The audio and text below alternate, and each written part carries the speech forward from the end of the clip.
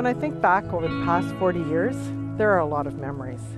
Two people that I think of in particular is Terry Shamus and Tony Vanden Bosch. Tony realized that Sault Ste. Marie was in need of a place for women and children to go who had experienced abuse.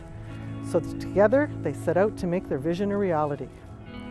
Terry was able to set up an appointment to see the Minister of Finance and Welfare at Queen's Park. When she got there, she was informed that he was busy. Terry said that was fine, but she wasn't leaving until she spoke to him. Terry returned to Sault Ste. Marie with money in hand. They were able to purchase a home that was built in the 1920s and renovate it to become the 12-bed shelter. And in 1979, the doors at 173 March Street opened.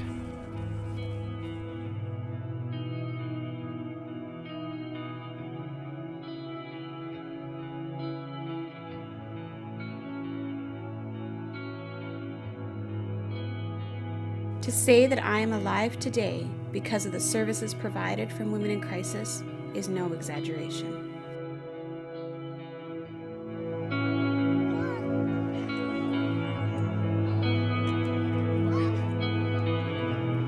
I can remember early on sitting around the kitchen table, talking with staff and coming up with ideas of how we were going to end violence against women and children, and wondering if someday we were going to work ourselves out of a job. But the demand for services grew and often surpassed the 12-bed capacity. On one occasion, I can remember having 11 children in the home and trying to accommodate everyone for supper in a kitchen that was meant for 8, not 16. So we ate in shifts. We began to realize that we were outgrowing our home. Susan Lucente, who was the executive director at the time, began working on a proposal to build a larger shelter, and with support from board members and community partners, in 1991, 12 years after opening our doors, we were moving into a newly built 24-bed shelter at 23 Oakland Avenue.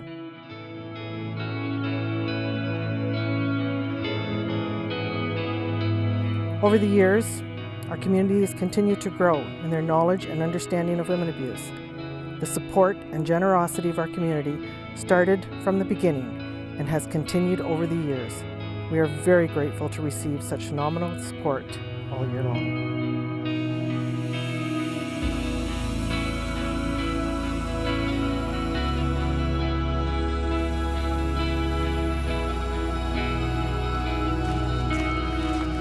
If ever someone wasn't on the other side of that door, I couldn't imagine what that would mean in my life.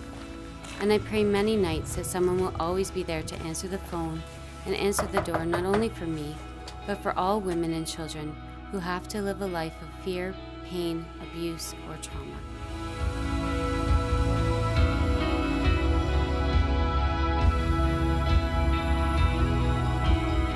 As for the future, the demands on shelter services and support is ongoing.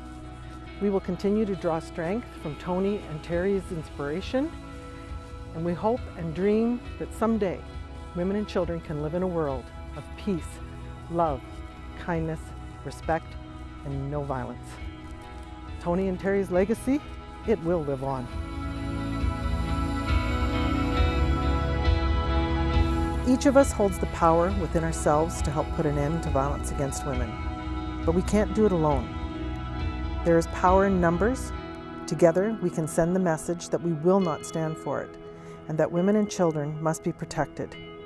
Every single woman and child deserves a life free from fear, pain, and violence.